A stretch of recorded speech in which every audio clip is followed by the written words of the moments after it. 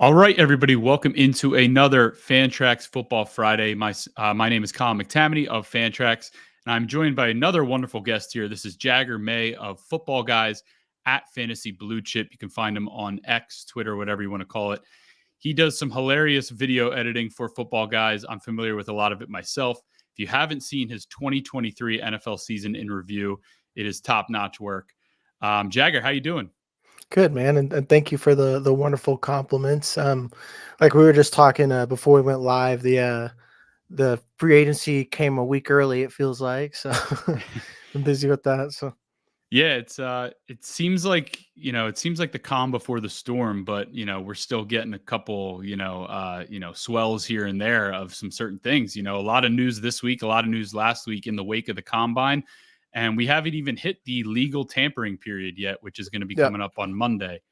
But yeah, Jagger, I've seen you all over social media in the past year. It feels like you've had like a little bit of a blow up here. I'm sure a lot of people are familiar with you at this point. And then this week, you and I joined in a dynasty startup together.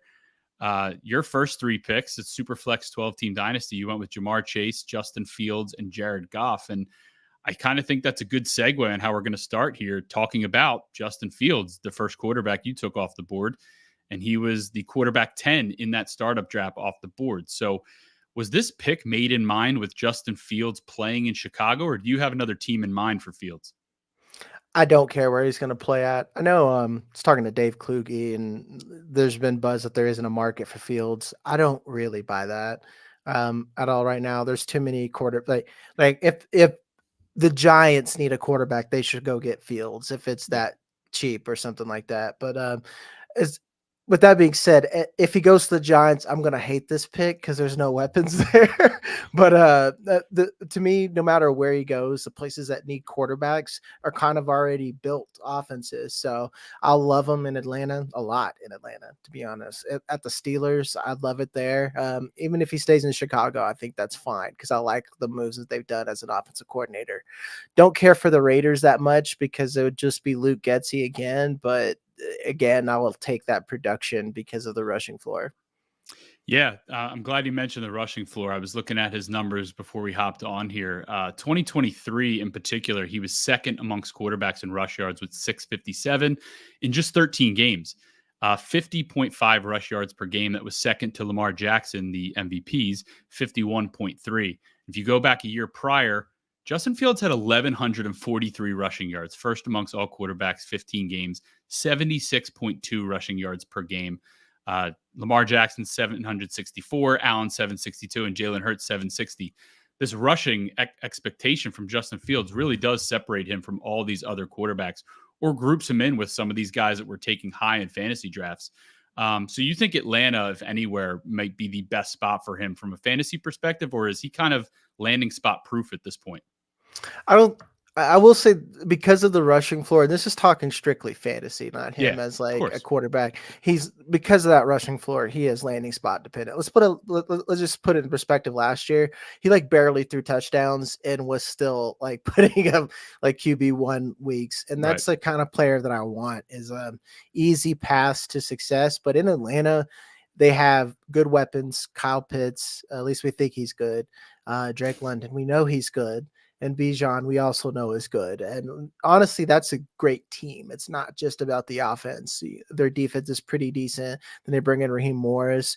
You want to talk about the best upside? Atlanta just seems too good to be true. It probably is, to be honest. But Yeah, it's also interesting in the past couple of years we've seen these teams go and get quarterback transplants and have success. The Buccaneers got Brady, the Rams got Stafford. Now, obviously, these teams went on to win the Super Bowl, but we've also seen these mobile quarterbacks, Jalen Hurts, Lamar Jackson, and even Justin Fields, get these weapons brought in too. AJ Brown, Zay Flowers to some degree, and then obviously DJ Moore last year. It would be kind of interesting to see a team like Atlanta who has these established multiple top 10 NFL draft picks of the guys you mentioned get that quarterback brought in and to see what they can do in a very winnable NFC South.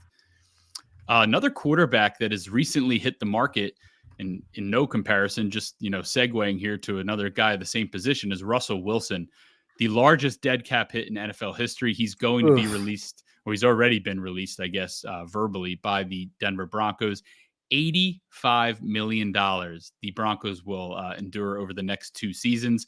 He's owed $39 million in cash, which means Russell Wilson can sign the veteran minimum for a guy that's played 10 plus years. Russell Wilson has. That's $1.21 million to play anywhere in 2024. Now, he said he wants to win 2 Super Bowls in the next 5 seasons. Where is that going to be? Because there's a lot of teams that obviously need quarterbacks. We're talking about where Justin Fields could go. We have obviously a very stellar or seemingly stellar rookie class coming in here. Just before we hopped on here, it said Russell Wilson was meeting with Pittsburgh today. He had an exploratory meeting with the New York Giants. The Raiders are on his list. Where is his best chance to have success, not only in the NFL, but in fantasy football? Probably the Steelers. Say what you want about Arthur Smith. I don't think he's a good head coach and mismanages personnel, but I do think he's a decent offensive coordinator and play caller, and he makes it very easy for his quarterbacks. And then when you got 2 guys like George Pickens, Deontay Johnson, and a guy that we forget about is actually good, he's just a Steeler, is Pat Freiermuth. And then again, you have 2 running backs. Both of them are capable pass catchers. So to me, that's the easiest path to success. They have a decent defense. Just kind of the same situation as Atlanta, where I see an immediate fit right away and a path for both Russell Wilson and that team to actually be competitive. Not the Steelers fake competitive where it was like, we'll squeak by, the wild card and flop in the first round, but I mean, legitimately be a contender. And I definitely like the Steelers over Atlanta for Russell Wilson, but specifically because of that scheme. What they got working in Atlanta, I'm pretty sure they picked off from the Sean McVay tree. I don't know if Russell Wilson is the guy for that anymore, where like Matt Stafford has always had an arm. Russell Wilson, I don't know if he can just sling the ball like that anymore. I'm not trying to discredit him or anything like that, but I definitely think having a little bit easier run heavy system is what's best for him. Yeah, I agree with that. I've noticed, obviously, in his 2 years with the Denver Broncos, Russell Wilson really struggled to get the ball into the middle of the field on crossing routes and such. And I do actually think the Pittsburgh Steelers with Deontay Johnson, George Pickens would be a good spot. You establish the run with the running backs, obviously Najee Harris, Jalen Warren, who you mentioned, and then, you can go deep. And I do still think Russell Wilson can get the ball downfield. I did think it was interesting the Raiders are on his list. They obviously are letting go of Jimmy Garoppolo, who's suspended for the first 2 games. That voids a couple $1 million for them. Just from a financial standpoint, it would be interesting to see a team like the Raiders, who's struggling with money, now have this opportunity to bring in a former divisional rival in Russell Wilson for dirt cheap. Interesting spot maybe for him to go there. I would like it personally for Devontae Adams, but just another landing spot for Russell Wilson to consider there.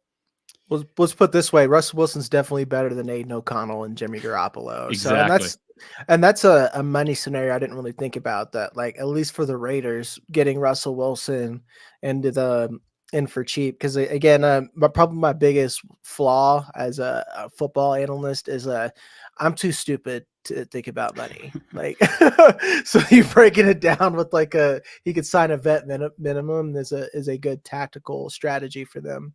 Makes a lot of sense. Yeah, absolutely.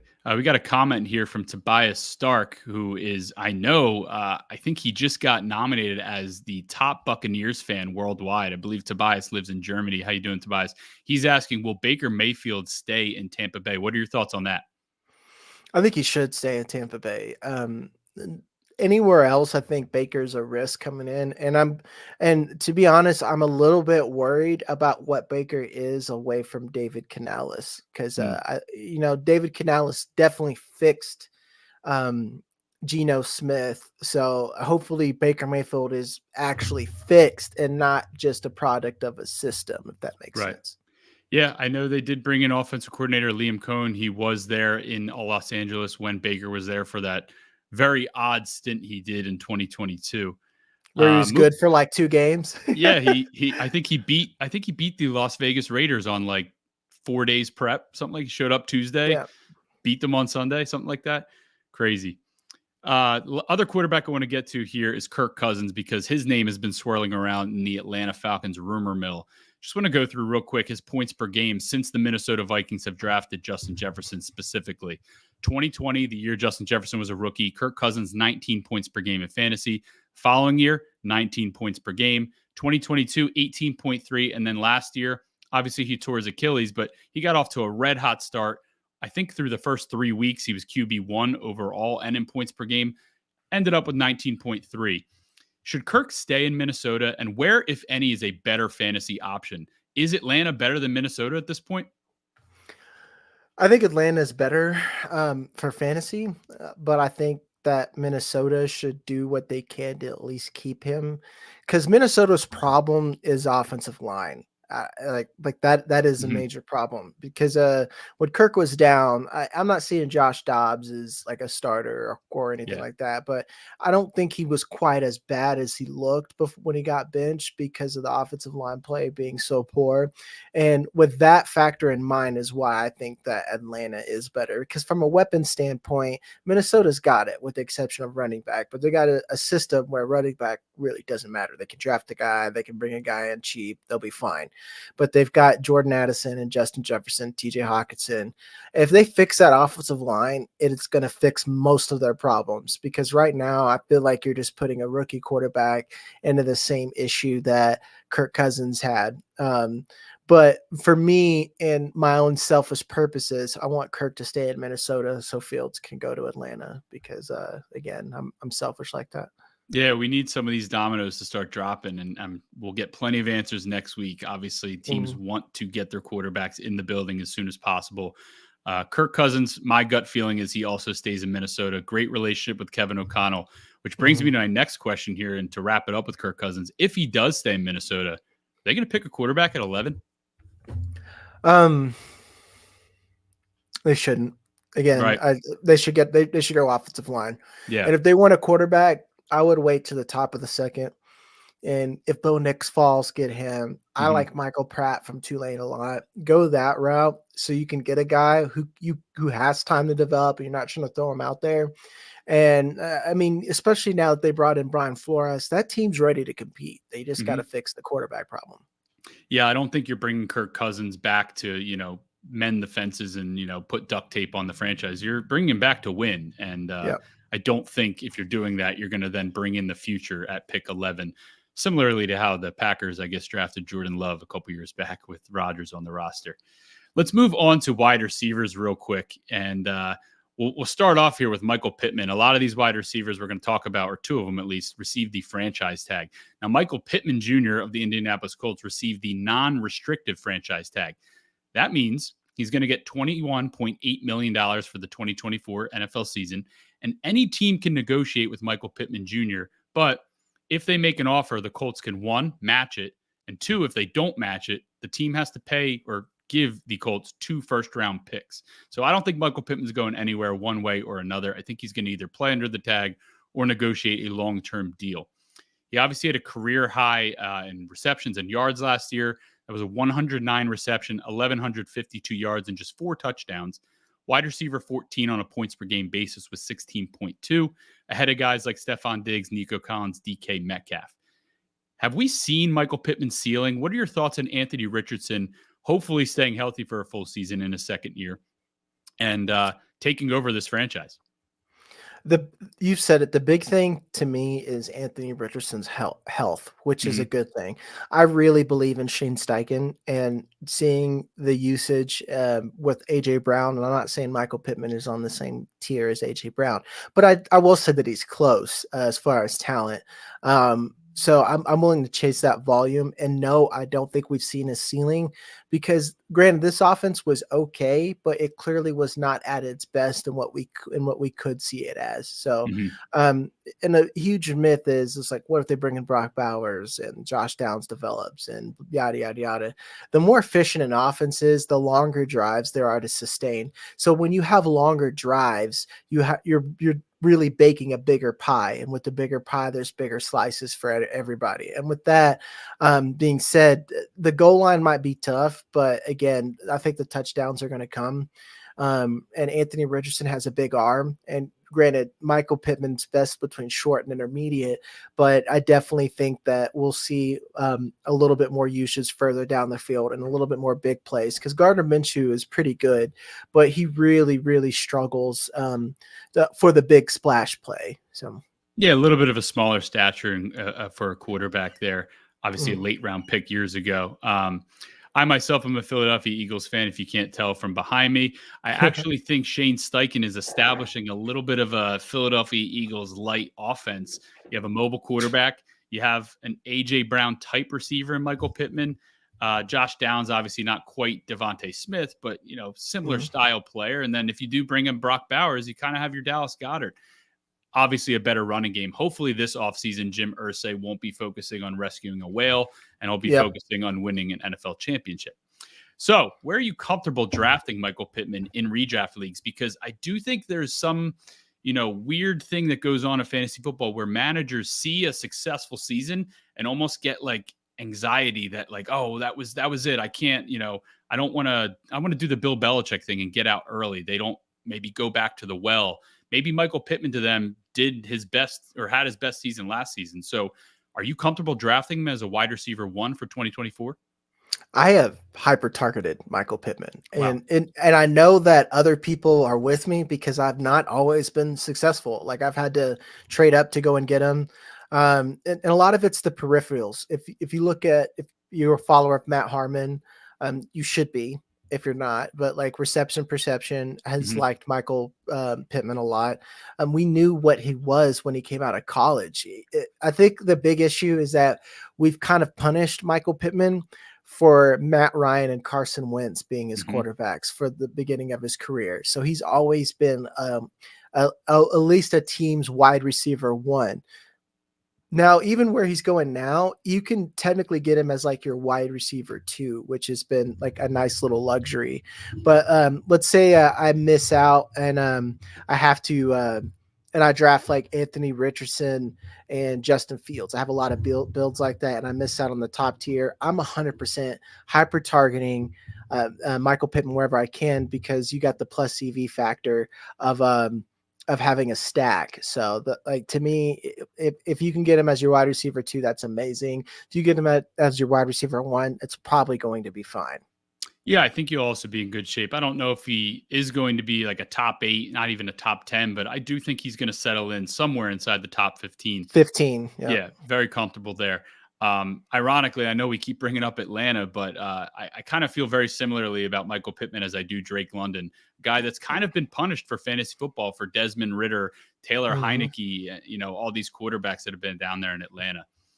A guy that hasn't really had quarterback issues is T. Higgins, who also received a franchise tag, but this one's restrictive. So he will be a Cincinnati Bengal for now in 2024, $21.8 million franchise tag, same as Pittman's, but they seem very adamant he's going to play ball in Cincinnati for 2024. Do you feel that that's true, or are they, is it smoke and mirrors? Do you think he's still a trade candidate if the right offer comes their way? If they're struggling going into the trade deadline, I think that they move him when they can. But so the mid-season. the Bengals are definitely a team that think that they can compete. They're not going to have Tyler Boyd. I think Charlie Jones is the incumbent for that particular role. I don't think like Andre Yoshevich fits the T. Higgins role, but he's clearly like he's not T. Higgins. So I mean, I don't. It'd be crazy for them to franchise tag him and at least not try to see what they have when they have a team that is so ready to compete. And basically where they're at is their best case of best player available in the NFL draft. So just get talent on the other side of the ball and use it. So to me, it'd be crazy to get rid of them, because you got Joe Burrow. Give him his weapons and let him cook. Everyone says he's injury prone. He's been injured like twice. Like last year was the first injury prone year I've seen of Joe Burrow. So yeah, just because Chase Young barreled into his knee his rookie season does not make him injury prone. He's gonna take brutal hits. I hate when that comes up. If he was running and had a non-contact knee injury, we could have a little bit more of a discussion. But I don't agree with that. But T. Higgins obviously is on a team with Jamar Chase, and the past 2 seasons, well, I'm not even going to bring up 2023. Burrow got hurt. Higgins was injured. Even Chase was injured for a little bit. But 2022, Chase 18.3 fantasy points per game. Higgins 15.8. 2021, Chase 18.8. T. Higgins 15.7. So Chase has always seemed to get the upper hand with T. Higgins, scoring more touchdowns in particular. But in 5 career games without Jamar Chase on the field, T. Higgins has 31 total receptions, 511 yards, 3 touchdowns. Average that out at 17 points per game. So I know a lot of people would love to see him have his own team per se, maybe go down to Carolina and be the top guy there, something like that. But we got to think, these teams are trying to win NFL championships, not consider our fantasy football championships. If they think those two together are the answer, they're going to stay together. The last wide receiver I want to talk about here is Mike Evans. He re-signed for a 2-year, $52 million deal, $35 million guaranteed, but it's actually a 2-year, $41 million deal with $11 million in incentives, $29 million guaranteed at signing. This guy has had 10 straight 1,000-yard seasons. Let's just say Baker Mayfield is back. Is he the best option for Mike Evans under center to get him to 11 straight seasons of 1,000 yards? How do you feel about Mike Evans in 2024? I think Mike Evans, we were talking about landing spot proof or whatever. Mike Evans is QB proof. He is QB proof. He's the type of guy where you got to get the ball in his area and he's going to go get it, and the way his game works, I don't think he really needs to be super explosive. If anything, he's kind of like a big tight end that you flex out consistently at this point. So I'm not really concerned about who his quarterback is.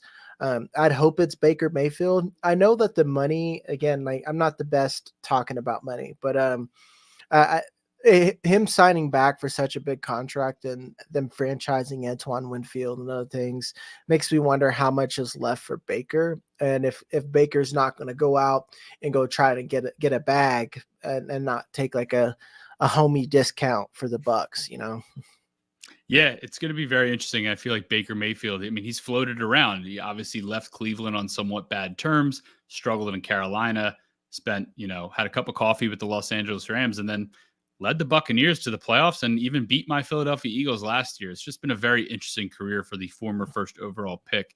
I do think he has found a home. I do think bringing in Liam Cohen as offensive coordinator, bringing back Mike Evans has kind of been the incentive for Baker to stay. So hopefully we see that in 2024. Move on here to the running backs, and there's quite a bit of free agent running backs here to talk about. We also have rookie running backs coming in that not everyone seems to be settled on a consensus running back one in this rookie class. So we'll go through some of these free agents here. I want to start with Derrick Henry. He's going to be 30 years old in 2024. He has 2,354 career touches. Just to put that in perspective, DeAndre Swift, who's also a free agent, 25 with just 802 career touches. What makes you think Derrick Henry, if at all, could be an RB1 in fantasy football or even an RB2, depending on where he goes this season? Derrick Henry is one of the few times where like we overuse the phrase built different. Derrick Henry is literally built different. Yeah. Like it's just to me, he's going to go to a place that is ready for a running back. We're not going to see Derrick Henry, go like Miles Sanders and take money from the Panthers. We're not going to see that. He's going to be an Eagle. He's going to be maybe a Ram, something like a place where they are ready to compete. So I think from that alone and the touchdown upside, he's fine. Especially, I don't know if Jason Kelsey matters that much for the tush push.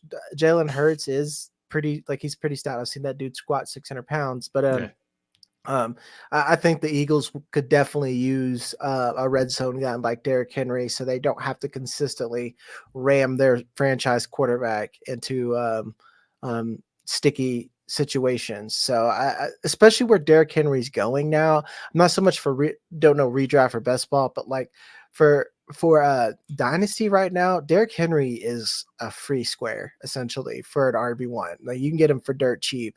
So at least for where his cost is baked in, and even with his age, I'm willing to keep taking that 1-year loan if I know that I'm going to get at least quality production.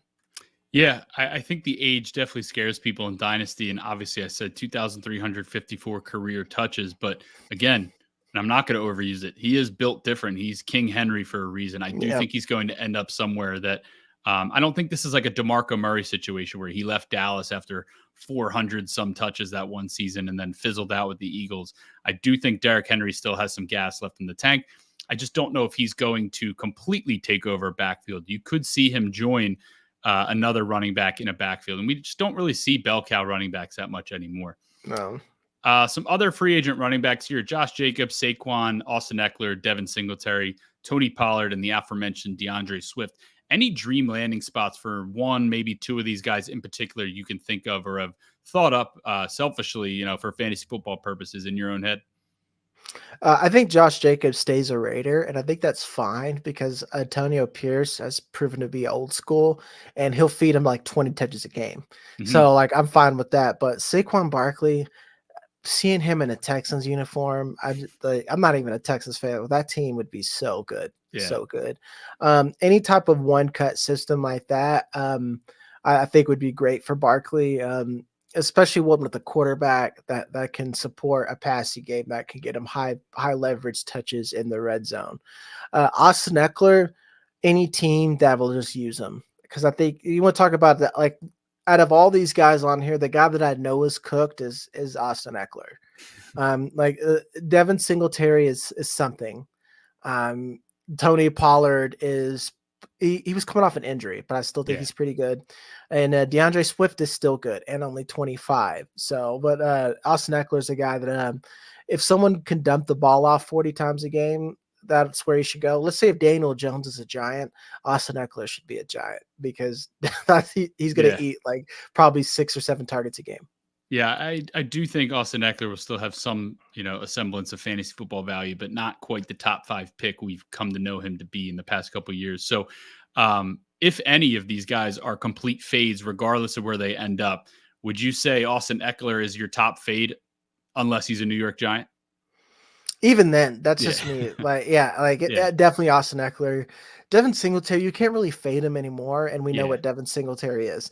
Like, if Devin Singletary becomes a Ram and the Rams don't do much in the offseason, I would take Devin Singletary, even with Kyron Williams being there, just because the system. Like we saw, Damian Pierce is probably a good back. He just doesn't fit the outside zone scheme.